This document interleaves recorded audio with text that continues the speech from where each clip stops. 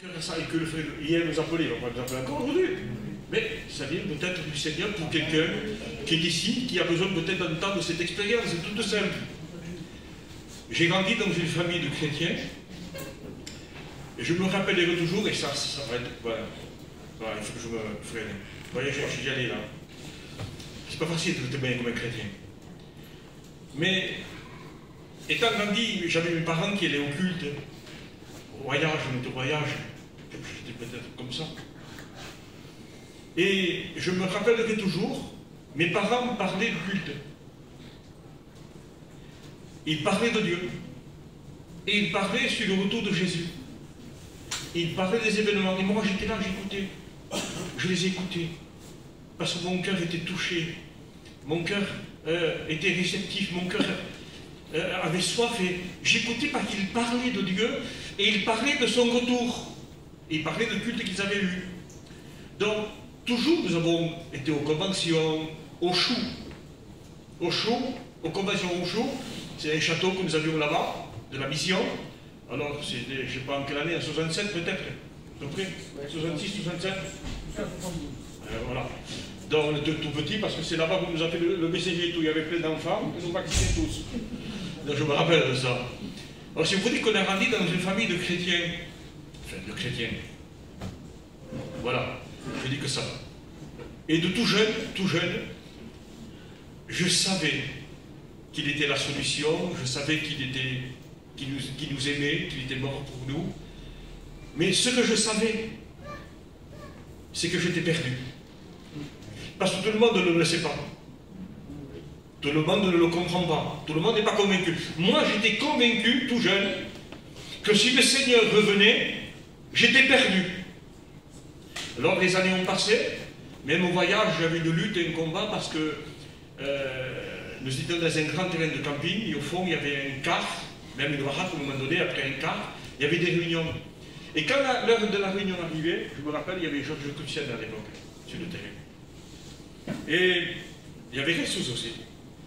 Quand venait 8h15, 8h20, j'avais une lutte, un combat en moi, j'avais un désir d'aller à la réunion, mais j'avais honte d'y aller. Vous savez pourquoi? Parce que chaque fois que je venais à la réunion, que j'écoutais l'évangile, j'étais obligé de lever ma main. Je ne pouvais pas faire autrement. C'était plus fort que mon cœur se mettait à battre, tout jeune.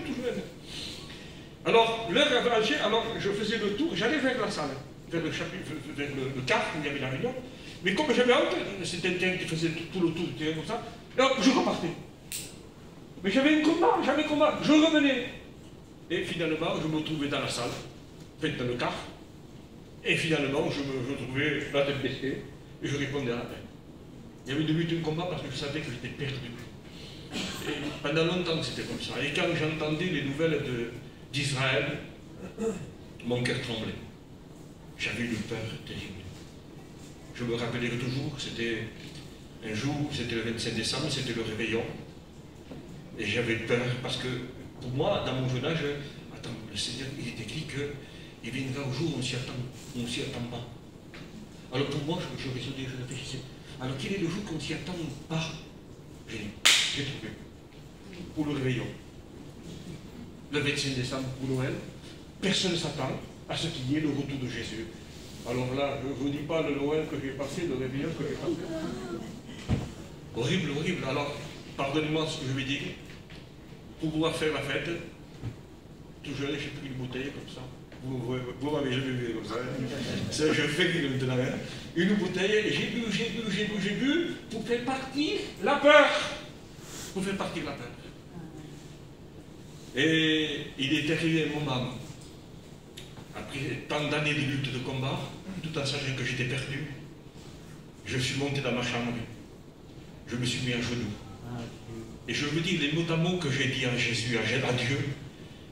Seigneur, j'en ai marre d'être perdu. Je vous dis les mots que j'avais. J'en ai marre, ça veut dire, j'en ai marre de savoir que je suis perdu et d'être dans cette angoisse. J'en ai assez. Mais vous savez pourquoi je ne voulais pas non plus m'engager? Parce que j'avais peur de ne pas tenir. J'avais peur de tomber après. J'avais peur de donner mon cœur à Dieu, de passer par Dieu du baptême et de ne pas tenir. Si vous voulez, je n'avais pas confiance en moi. Mais un jour, je n'ai pas pu faire autrement. Je me suis mis un jour, pas à la salle, je me suis mis un genou chez moi. J'ai levé ma main comme ça. J'ai dit, Seigneur, je ne veux plus être perdu. Je te donne mon cœur. Je te donne ma vie. Seigneur, je n'ai pas la force de te dire. C'était ma peur. Je tremblais à cause de ça. Seigneur, je te donne ma main. Seigneur, prends-la et garde-la, Seigneur. Tiens-la bien, hein, parce que moi, je n'ai pas confiance en moi. J'ai rien ressenti. Aucun frisson. Aucune présence. Rien. Mais j'avais pris une décision ferme. Une décision. J'ai donné mon cœur à Dieu. Le lendemain, je suis allé trouver le pasteur de la ville. Je lui ai dit, pasteur, je veux m'engager par une baptême, je veux être un chrétien. Alors lui, il me faisait l'enseignement, il ne faut pas faire ci, il ne faut pas faire... Bon, voilà, de l'époque. Et j'ai dit, non, il pouvait me dire n'importe quoi, il voulait me décourager, lui. C'était bien, bon, c'était dans le bon sens, il ne faut pas que je fasse ça comme ça. Mais j'ai dit, mais je sais tout ça. J'ai donné mon cœur à Dieu et je veux marcher comme un chrétien. Il m'a vu tellement ferme qu'il m'a dit, ça va, t'es candidat au baptême. Et je me rappellerai toujours, c'est au mois d'avril, le jour où je ne me rappelle pas, au mois d'avril 77. J'ai donné mon cœur à Dieu. Et pourtant, à cette époque, dans la ville où j'étais, c'était une ville de fête, plus que maintenant. Aujourd'hui, on s'enferme dans une voiture et plein de fumée partout. Il n'y a que ça. Mais nous, c'était vraiment l'époque, si on pouvait bien être là pour en parler, c'était un plein boom. Beaucoup d'amis, beaucoup de joie, beaucoup de fêtes. Mais mon cœur n'était pas satisfait. Et même avant de faire ça, je me rappellerai toujours. On était une dizaine. On prenait les voitures. Avant de sortir, des fois on allait dans un bar, on jouait aux cartes et après on sortait. Et après, je ne sais pas ce qui s'est passé. Avant que je fasse ça. Avant que je fasse ça, ça nous a pris comme ça. On va à la réunion, une dizaine.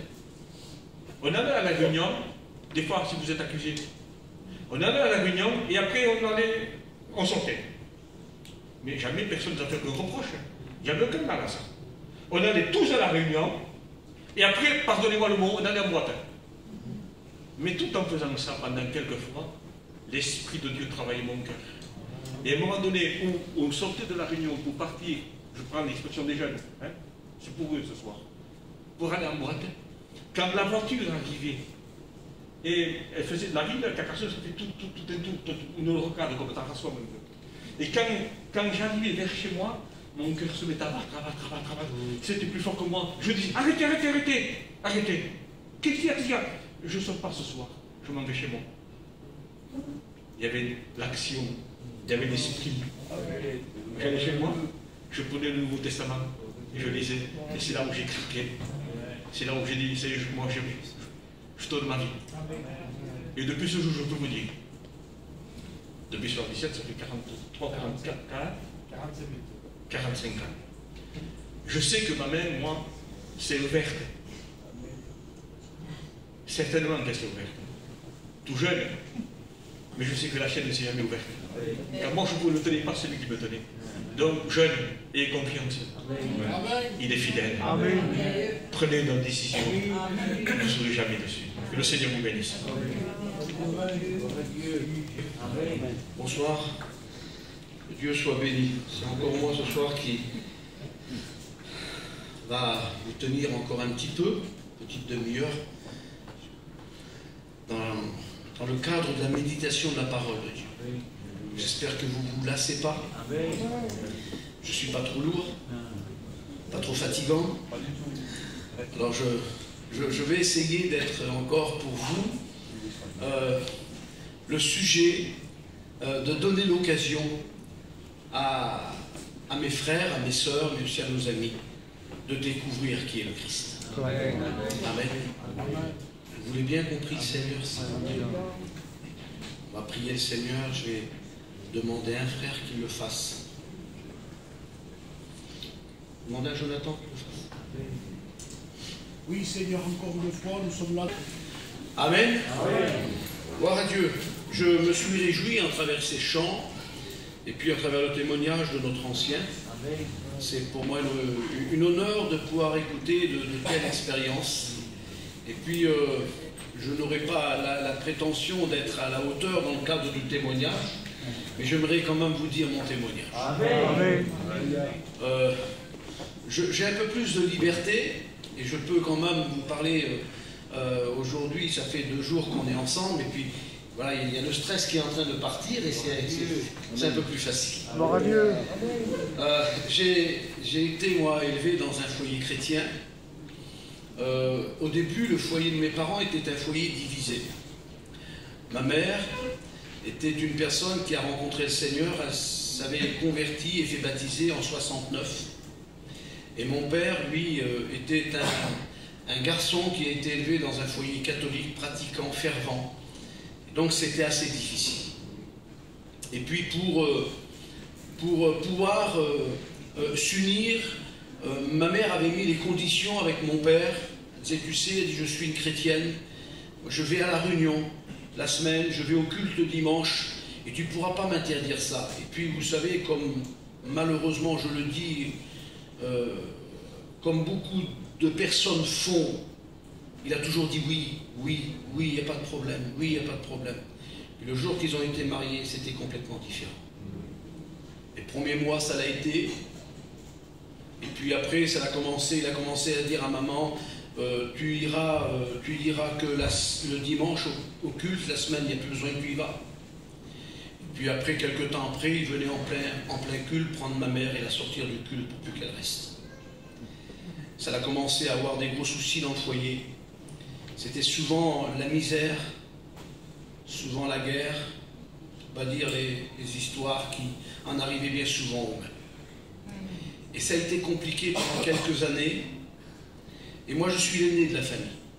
Je suis le premier enfant que mes parents ont eu. Et il y a eu une histoire par rapport à ma naissance, parce que ma mère, elle a voulu que les pasteurs me présentent à l'église, qu'ils prient pour moi. Et puis mon père, lui, n'était pas d'accord. Il voulait respecter la religion de ses parents. Il a dit, il sera présenté, baptisé à l'église catholique. Et ça a encore généré des soucis. Et puis, par rapport à cela, aucun n'a eu gain de cause. Mon père n'a pas pu obtenir ce qu'il voulait, et ma mère non plus, et ça a resté comme cela. Après moi, il y a eu ma sœur qui est née, et ma sœur est assez rapidement tombée malade. Ma sœur, quand elle est tombée malade, elle a eu un souci de santé très important. Et puis de semaine en semaine, de mois en mois, son état a dépéri. Et puis un jour, ils étaient tout en famille, réunis, mon père avec sa famille, à côté de lui. Ils étaient réunis par rapport à une fête qu'ils faisaient tous les ans, mais c'était vraiment une festivité entre eux. Et puis ce jour-là, il y avait sur la place un pasteur, un vieux serviteur de Dieu, peut-être que vous connaissez, c'est le frère Frisé Renard, un vieux pasteur. Et puis ma mère avait emmené ma petite soeur à l'hôpital, et le médecin lui a dit, écoutez madame, il n'y a plus d'espoir pour votre enfant. C'est malheureusement pour elle les derniers traitements, et elle ne s'en sortira pas. Ma mère est revenue à la voiture, et elle a dit à mon père, elle a dit, tu sais, on a des mauvaises nouvelles, la petite s'en sortira pas. Et puis il y a eu cet homme de Dieu sur la place, qui à un moment donné a eu comme un message venant du ciel. Il est venu dans la caravane vers ma mère elle pleurait, puis elle avait demandé qu'il prie pour sa fille, pour ma sœur. Et puis lui il a dit, je veux bien prier pour ta petite, mais je veux que ton mari soit là. Et il a fait appeler mon père. Mon père s'est gêné, il est venu, il est monté dans sa caravane, et à ce moment-là, le frère Frisé a posé une question à mon père. Mon père s'appelle Natou. Il a dit, Natou, tu veux que ta petite soit guérie? Et comme un père, il a dit, oui, bien sûr. Est-ce que tu es prêt à faire ce qu'il faut pour que ta petite soit guérie? Il a dit un petit oui, parce qu'il savait ce que ça engendrait et les conséquences que ça pouvait avoir. Mon père avait sa maman chez lui. Il avait perdu son père quelque temps avant, et il se retrouvait tout seul avec sa mère, qu'il avait chez lui. Maman Ami était une personne qui était une catholique pratiquante, fervente, mais elle était d'une rigueur inimaginable. Et il savait qu'en disant oui, ce que ça allait engendrer avec sa mère. Et puis Frisé a pris vraiment les choses en main, Et puis il a vraiment dit à mon père, il l'a pris avec une parole de foi, il a dit, Natou, je te le dis, si tu te mets à genoux maintenant, si tu demandes pardon à Dieu, je prie pour ta petite, elle va être guérie instantanément. Et vous comprenez que là, à un moment donné, il y a eu un combat personnel. Parce qu'il a eu sa mère qui a lancé un regard qui aurait détruit instantanément toute sa vie. Il avait un combat parce qu'il avait une mère qui refusait cela. Et il avait devant lui sa fille qui allait mourir. Et puis comme un père, devant l'amour de sa fille, il est tombé à genoux devant le lit. Et ce jour-là, c'était fin août 73, il a été brisé et il a accepté le Seigneur. Frisé a imposé les mains, ma soeur. Elle a été guérie instantanément. Aujourd'hui, elle a 42 ans. Elle a été complètement guérie. Devant cela, maman Mie, vous savez comment elle a réagi? Elle a pris son pactage. Elle a dit, mon fils, tu m'as trahi. Je ne peux pas accepter cela. Elle a fait son pactage et elle est partie. Elle a laissé son fils. Elle n'avait qu'un fils. Elle l'a laissé. Mon père a été touché à ce moment-là. Vous comprenez que ça a été un choix difficile pour lui. Mais comprenez que l'amour pour sa fille était plus importante que le choix de continuer dans le chemin que sa mère lui avait inculqué. Quelque temps s'est passé. Maman est revenue vers mon père. Quelques années après, elle a accepté le Seigneur. Elle s'est fait baptiser, puis elle est partie du Seigneur. Dans le cadre qu'on a été élevé. Ma première convention, ça a été la convention. Le gars, il a parlé des choux. Je ne peux pas en parler, moi, je suis trop jeune pour ça, les gars. Mais je peux vous parler dans l'ordre. À la première convention, en ordre, au mois de juillet 79, je fêtais mes 8 ans. J'étais un jeune enfant qui savait lire, qui savait écrire, et qui avait qu'une seule envie, c'était de lire la Bible. Je me rappelle des messages de pasteurs à cette époque qui ont marqué encore aujourd'hui. Je peux vous les citer encore aujourd'hui. Et j'étais là, on n'avait pas beaucoup de sous, et puis mon père n'a pas fait un anniversaire comme s'il se fait aujourd'hui, ça ne se faisait pas beaucoup à cette époque-là. Il est venu vers moi, il m'a donné une pièce de 5 francs, ces grosses pièces de 5 francs. Il a dit, mon garçon, on n'a pas de sous. Il dit, tu t'achèteras un bonbon, un caramel, voilà, un caramba. C'était comme ça qu'on parlait avant. Et puis, on a été à la réunion. Et puis, je ne sais pas si les anciens se rappellent de cela. Il y avait le vieux frère Roland. Dans le cadre des réunions, on passait avec une corbeille et il vendait les vieux livres Cœur et Cantique, blancs et bleus, les gars. 5 francs. Et moi, j'avais qu'une seule envie, c'était d'acheter un livre de cantique. Et je dis à mon père, attends, je veux acheter le livre. Il dit, mon garçon, il dit, c'est rien, c'est un livre de cantique, tu t'achèteras quelque chose plutôt. Non, mon père, je veux acheter un livre de cantique. Ce soir-là, j'ai acheté un livre de cantique. J'ai lu, parce que moi, je ne sais pas chanter, j'ai lu tous les cantiques, du premier jusqu'au dernier sur le livre. Et d'un cœur d'enfant de 8 ans, il y a 2 cantiques qui ont marqué ma vie. Et je crois que ce jour-là, j'ai réellement, vous m'excuserez, j'ai réellement fait l'expérience avec Dieu. Si vous avez encore ce livre-là chez vous, vous regarderez le numéro 42. J'ai trouvé un ami et il m'a tout donné. Gloire à Dieu. Et vous regarderez le numéro 194 comme un petit enfant qui découvre la vie. C'était pour moi à ce moment-là mon expérience. J'avais 8 ans. Et depuis ce jour-là, j'ai marché avec Dieu. À l'âge de 15 ans, ma mère m'a payé ma première Bible parce que je prenais la sienne pour la lire. Le 9 juillet 83, c'était le jour de mes 12 ans. Elle m'a payé une Bible en venant de l'église. Elle m'a dit, tiens mon garçon, c'est pour ton anniversaire. C'était le plus beau cadeau. Et j'ai commencé à lire la Bible. À 15 ans, j'ai pris la main du Seigneur, je l'ai saisi. Je lui ai donné ma vie. La vie d'un jeune garçon qui n'avait rien connu du monde. Vous m'excuserez, je parais peut-être pour un arriéré aux yeux de certains. Mais ça ne me dérange pas. Je n'ai pas connu le monde. Je n'ai pas connu ce que le monde peut offrir, qui est quelque chose d'éphémère, de passager. J'ai connu une valeur sûre. Il s'appelle Jésus. J'ai saisi sa main au mois de février 87. Il faisait froid, il y avait de la neige. C'était une période très froide chez nous. Mais ce jour-là, dans mon cœur, il y avait un feu qui brûlait. C'est le Christ qui avait pris sa place. Le 11 octobre 87, je passais dans les eaux du baptême. Le 9 juillet 88, j'ai été baptisé du Saint-Esprit le jour de mes 17 ans. Au mois de mai 90, je m'unissais par les liens du mariage avec mon épouse. Et au mois de juin 90, je prêchais pour la première fois. Toute ma vie, ça a été avec Jésus.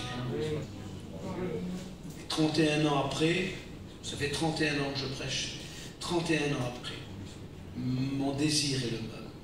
C'est de continuer à marcher. J'ai sûrement, Gaga disait tout à l'heure, sûrement que sa main s'est ouverte. J'ai sûrement déçu Gaga plusieurs fois, Jésus. Mais lui, jamais. Jamais. Jamais. Jamais. Et ce soir, frères et sœurs et amis, je veux vous parler de celui qui m'a jamais déçu. Parce qu'il est aussi pour vous. Il peut être aussi pour vous. Quelqu'un qui ne décevra jamais. Je ne peux pas parler de quelqu'un que je ne connais pas. Je serais un mauvais conseiller. Mais parler de quelqu'un qui, pour moi, c'est une valeur sûre, quelqu'un qui est vrai, quelqu'un qui est vivant, quelqu'un qui a fait ses preuves. Je suis un témoin véridique, véritable et oculaire de la puissance même de Dieu autour de moi, dans le cadre de mon foyer, de ma famille, de ma vie. Je parle de quelque chose que je connais, quelque chose de vrai. Je ne parle pas de quelque chose que j'ai appris, quelque chose que j'ai appris par cœur et que je vais vous réciter. Mais mon expérience, elle est vraie. Et j'ai tellement envie de vous dire que Jésus vous aime. J'ai tellement envie de vous dire qu'il est la solution. J'ai tellement envie de vous dire qu'il peut changer plein de choses. Il peut changer le temps de votre vie. Il peut le changer. Il peut changer ce que vous vivez. Vous pouvez vivre quelque chose d'autre. Un espoir, un avenir meilleur. Et pour cela, je vais partager quelques versets avec vous. Je ne vais pas être long. Je pense que j'ai déjà beaucoup parlé en 2 jours. Et j'aimerais aussi que vous puissiez comprendre tout cela. Le premier livre des Chroniques, au chapitre 29 et le verset 11. J'aimerais introduire ce message par cette lecture. C'est l'homme de Dieu qui était David qui va dire ceci. On est arrivé à un moment de la fin du règne de la royauté de David. 40 années viennent de s'écouler. David est le 2e roi. Saül a été le premier, David a été le second, et le 3e, ça a été Salomon.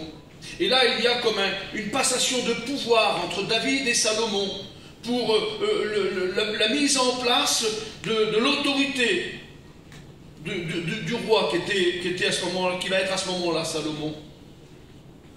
Et puis David va faire comme une rétrospective, parce qu'il parle de quelque chose qu'il connaît.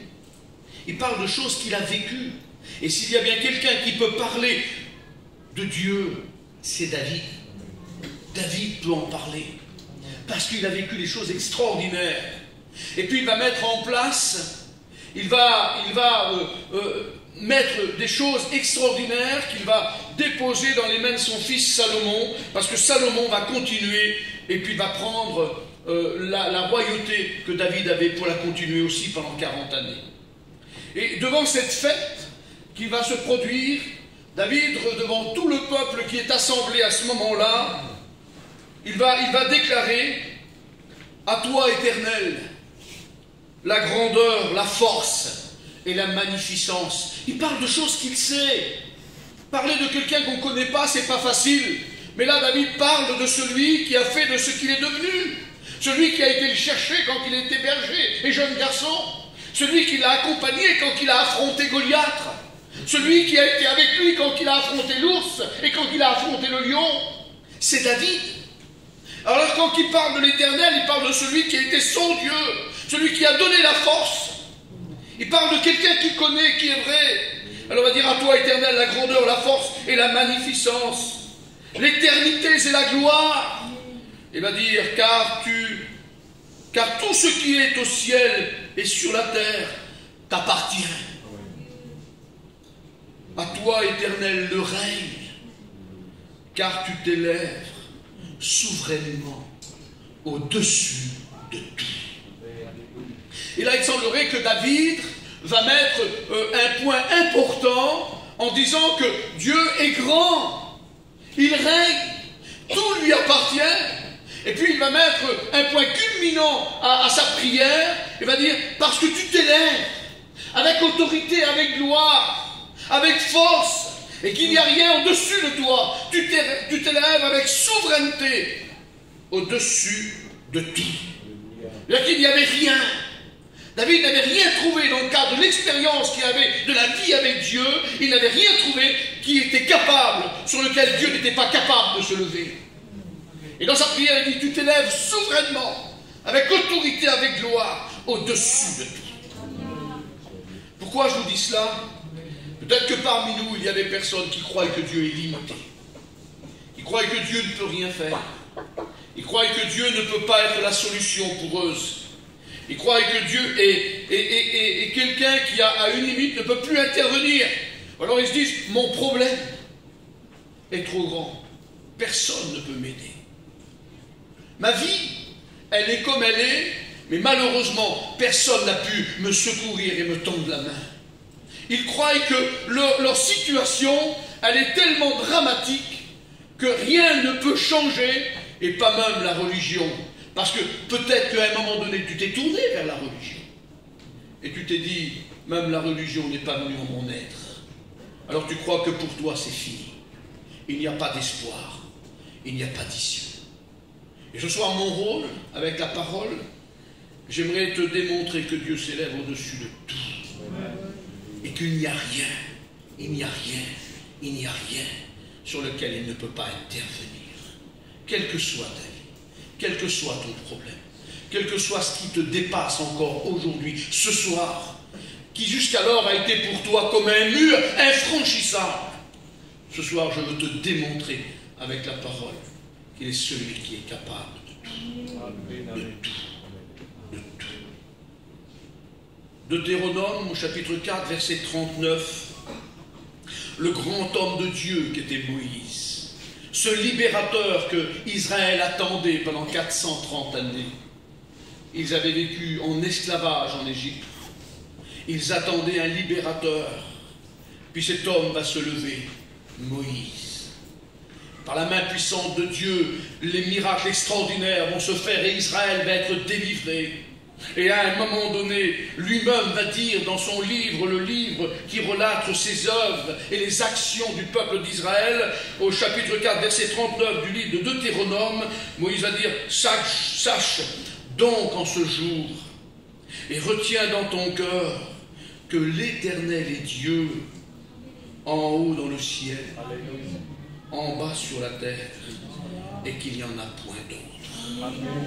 Moïse met une formalité, que Dieu est Dieu, qu'il n'y en a point d'autre. Il est le Dieu unique dans le ciel, mais il est le Dieu unique sur la terre. Il n'y en a point d'autre.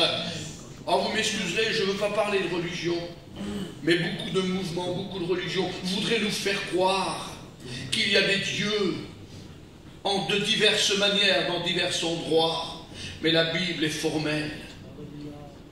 Il y a un Dieu qui est unique. Et c'est le Dieu qui est vrai et qui est présent au milieu de nous. Alors Moïse va dire, il est Dieu. David va continuer au psalmiste dans le psaume 135, verset 6. Tout ce que l'Éternel veut, il le fait. Il le fait dans les cieux, il le fait sur la terre, il le fait dans les mers, mais il le fait même dans les abîmes. Il n'y a pas un endroit qu'il ne peut pas intervenir parce qu'il est tout puissant. Alors Moïse dit qu'il est Dieu. David dit qu'il est tout puissant. Et Daniel, dans son livre, chapitre 2, verset 20, il nous dit ceci.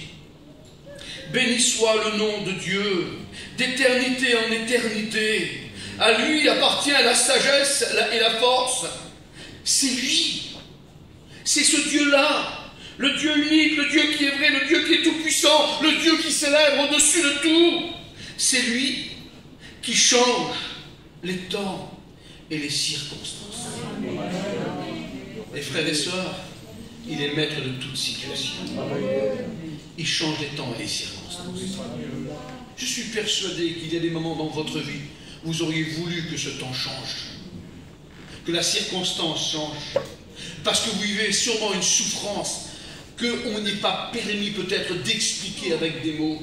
Il y a des douleurs qu'on ne peut pas expliquer, il y a des déchirements qu'on ne peut pas expliquer, et on voudrait à ce moment-là que le temps s'arrête, on voudrait vivre quelque chose d'autre, mais on ne voudrait plus affronter ce temps-là, ou une circonstance dramatique. Je ne sais pas, je ne vous connais pas assez pour parler avec peut-être de choses que vous vivez, mais moi j'ai cette liberté de ne pas vous connaître, et de parler librement, et de me laisser diriger par Dieu. Parce que vous vivez sûrement des situations dramatiques. Et ce soir, il est en train de te dire qu'il est capable de changer le temps et les circonstances de ta vie. Ce soir, il est capable de mettre un terme à tes larmes, à la déchirure de ton cœur, à la plaie qui s'est ouverte, à ce temps qui s'est figé pour toi et qui te fait souffrir, et le cours de ta vie où il s'est arrêté. Et ce soir, tu es capable de reprendre un cours dans la paix avec Dieu, parce qu'il est Dieu, parce qu'il est tout-puissant et parce qu'il est maître de toute situation.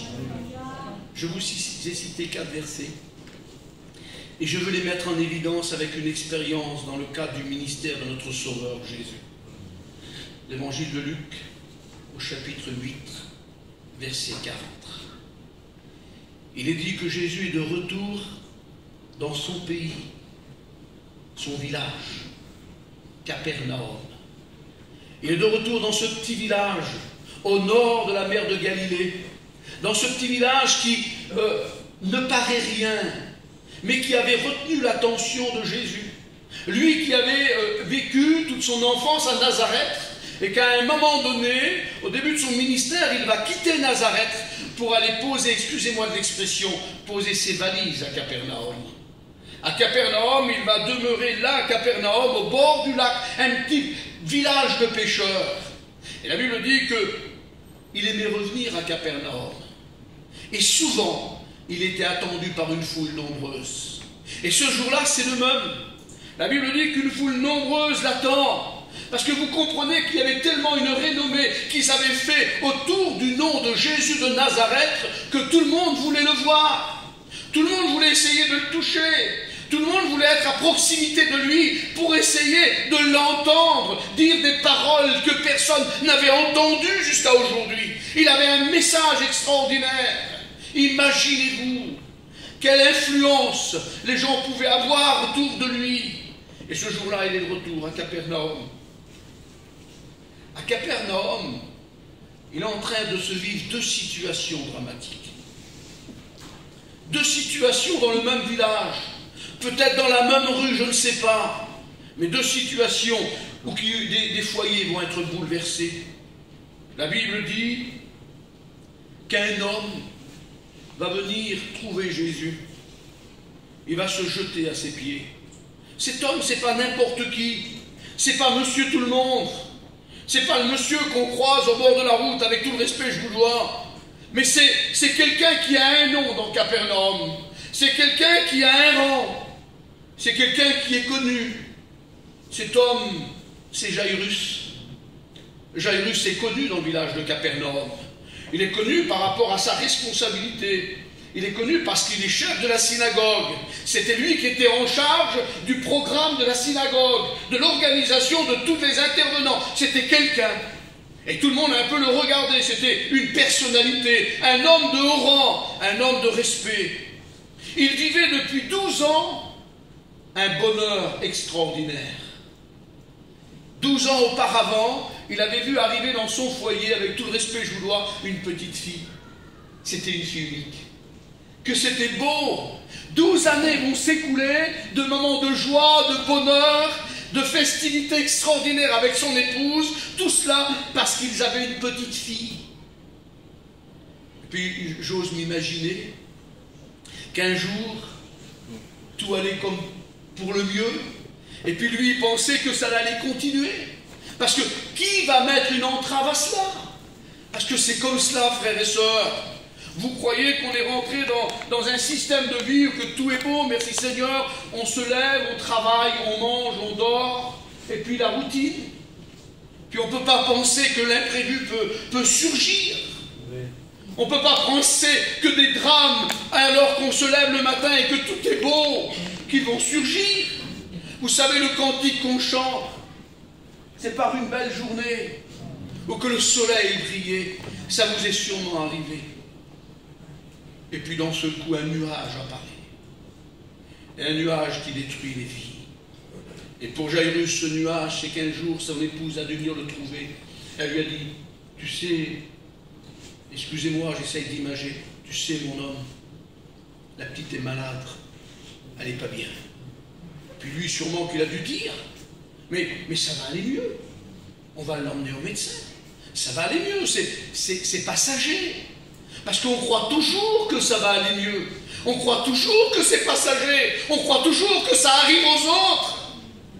Et que ça ne concerne pas. On croit toujours que nous, c'est pas nous, c'est les autres. La maladie, la séparation, la douleur, c'est les autres, c'est pas nous. Et lui, il se pensait intouchable. C'est quelqu'un. Puis, je pense que quelques jours s'est passé. Puis la petite ne s'est pas améliorée. Je pense qu'il a fait jouer un peu toute sa personnalité. Il n'a pas dû rester les mains croisées à attendre que la petite s'empire. Il a dû faire ce qu'il devait faire, comme un père. Il a dû l'emmener vers les gens qu'il connaissait, les hommes qui avaient un nom, des hommes de personnalité, des médecins connus de renom, parce qu'on est comme cela. On est un peuple comme cela. On n'a pas toute la science des mystères, on ne sort pas de Saint-Cyr, on n'a pas fait les grandes écoles, mais on est comme cela. Demain, quelqu'un tombe malade chez nous, on connaît les meilleurs médecins, on connaît les plus grands hôpitaux. Et en rien de temps, on a des facilités pour avoir les rendez-vous. Je le dis parce que c'est comme cela. J'en ai la preuve et j'en ai fait l'expérience maintes fois. Alors je pense que lui a fait comme cela. Puis il pensait que ça allait s'arranger. Et puis malheureusement, de visite en visite, de rendez-vous en rendez-vous, de contrôle en contrôle, la situation n'a fait que s'empirer, que s'aggraver. Et puis un jour, le verdict est tombé. On a dit à Jairus, votre fille, elle va mourir. Et à ce moment-là, tout a dû s'écrouler.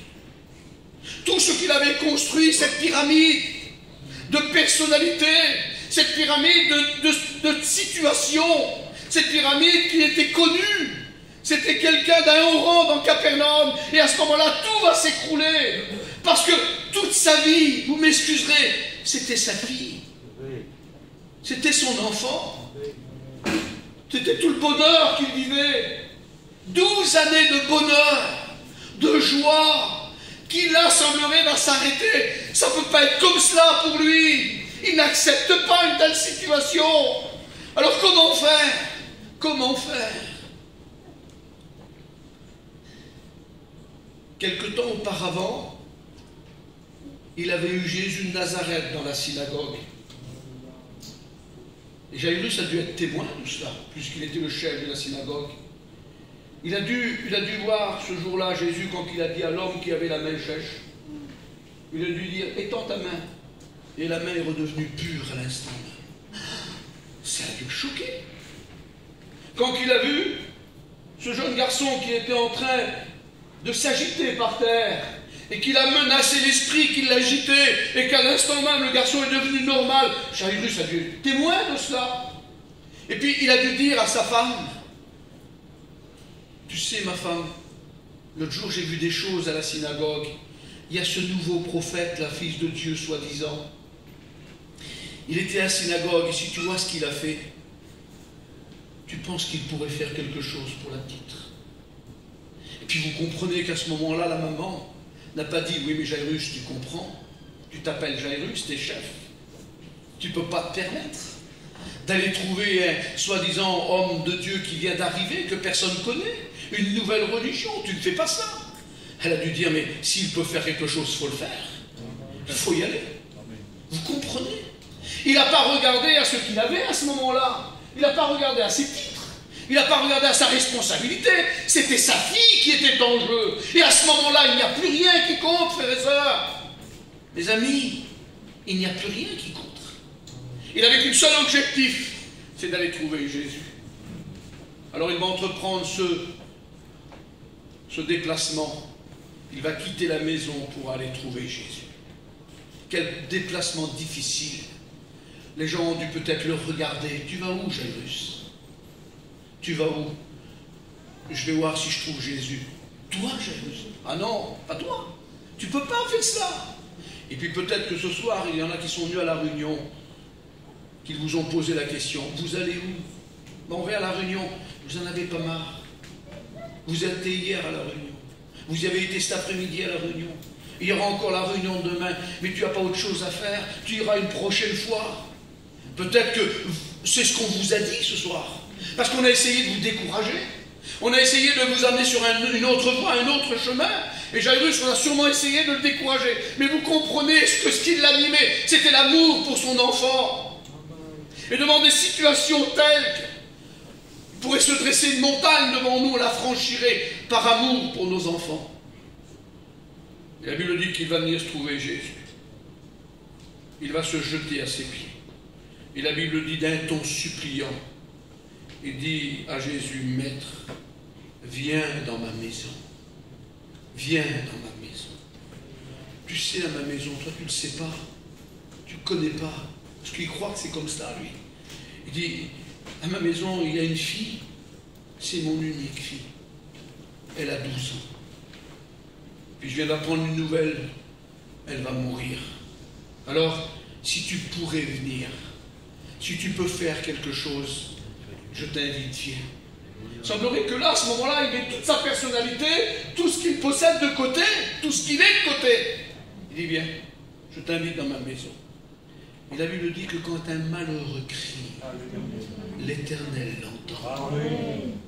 Il ne fait pas simplement que de l'entendre, mais il le délivre de toutes ses frayeurs. Invoquez-moi au jour de la détresse, et je vous répondrai. Et la Bible dit qu'il va accepter l'invitation.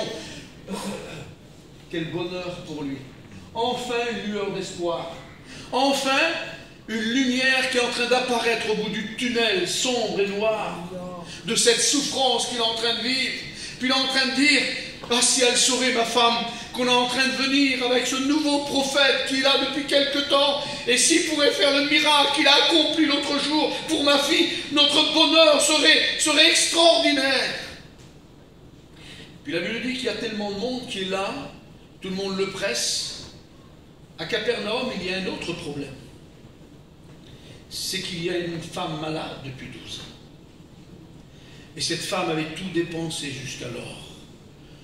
Frères et sœurs, on peut vivre dans la même ville, dans la même rue, sur la même place, être dans la même église, vivre des situations différentes, pour ne pas dire sur le même toit, avec des situations différentes. Jairus vivait 12 années de bonheur.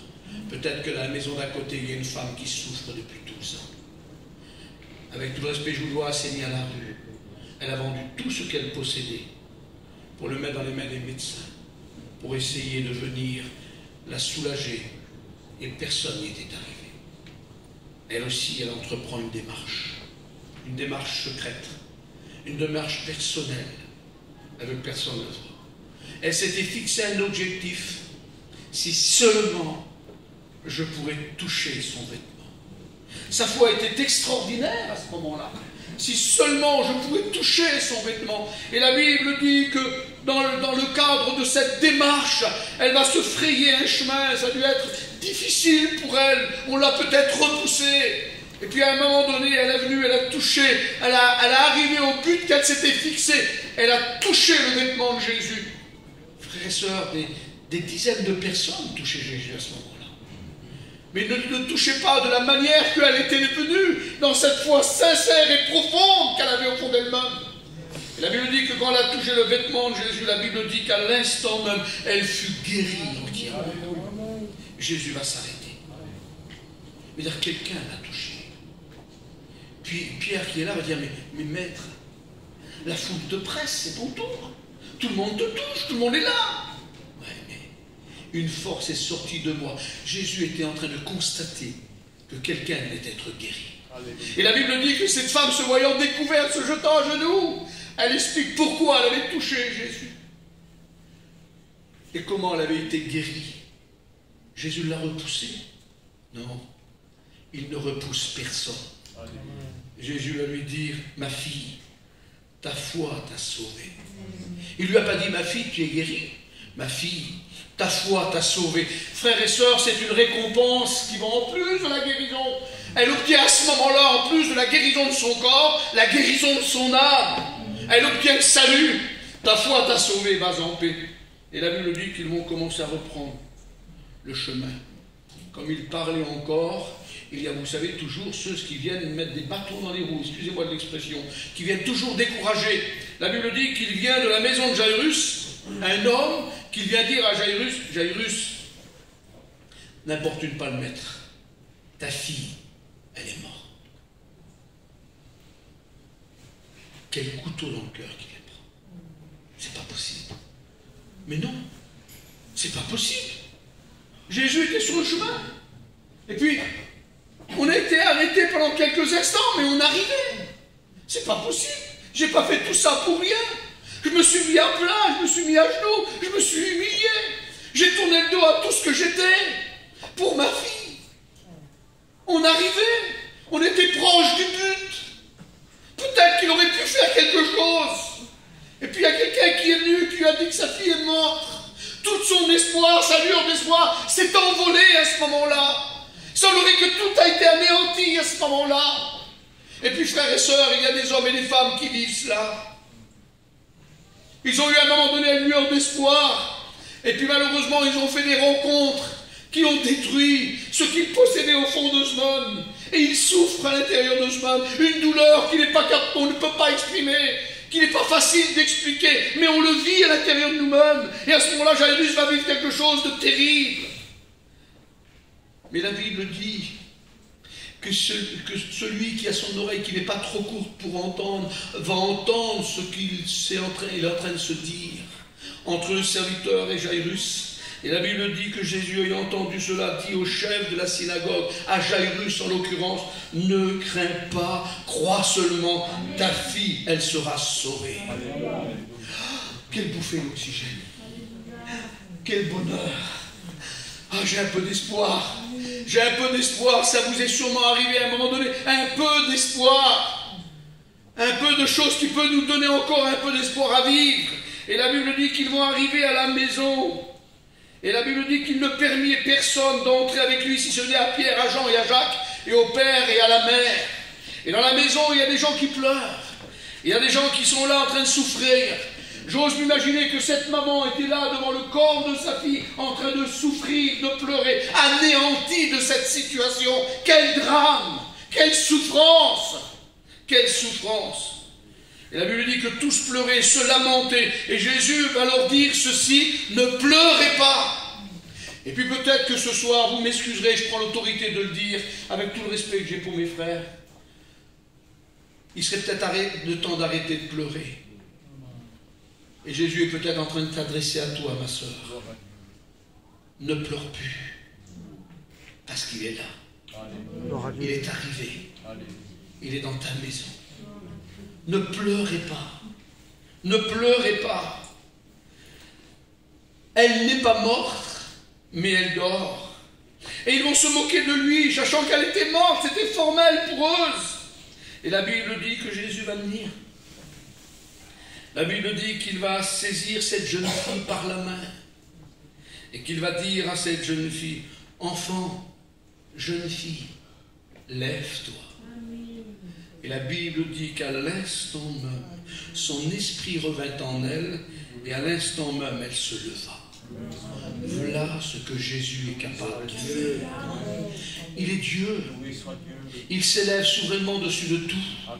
Il n'y a pas une situation qui ne peut pas agir, qui ne peut pas intervenir. Il est tout puissant. Et ce soir, il peut changer le temps et les circonstances de ta vie. Comme il les a changés pour cette femme qui était malade. Comme il les a changés pour Jairus et pour son épouse. Il n'y a pas plus dur, plus souffrant que ce qu'il vivait à ce moment-là. Mais Jésus est venu. Il est rentré dans sa maison. Il a chassé la souffrance. Il a chassé les larmes, les pleurs. Parce qu'il était capable de changer cette situation. Alors j'aimerais qu'on ferme les yeux. J'aimerais qu'on se mette en prière. J'aimerais que l'Église prie. Et j'aimerais te dire, ma soeur, mon frère, mon ami, que ce soir, Jésus est en train de te dire, arrête de pleurer. Il est là. Il veut rentrer dans ta maison. Il est arrivé, il est là. Il est en train de te prendre par la main. Il est en train de te dire que maintenant ta situation va changer. Le temps de la souffrance va s'arrêter parce qu'il est là. Il change tout parce qu'il est Dieu. Il suffit simplement que tu lui dises, comme Jairus, viens Jésus, viens. Viens parce que j'ai besoin. Viens parce que je veux que tu mettes un terme. Viens parce que j'en peux plus. Viens parce que j'ai essayé de m'en sortir, je n'y arrive pas. C'est toujours pareil. J'en ai marre. Alors viens. Viens me secourir. Viens m'aider. Mais change ce que je vis. Au nom de Jésus. Dieu vous bénisse. On prie avec Michel. Dieu vous bénisse. Amen.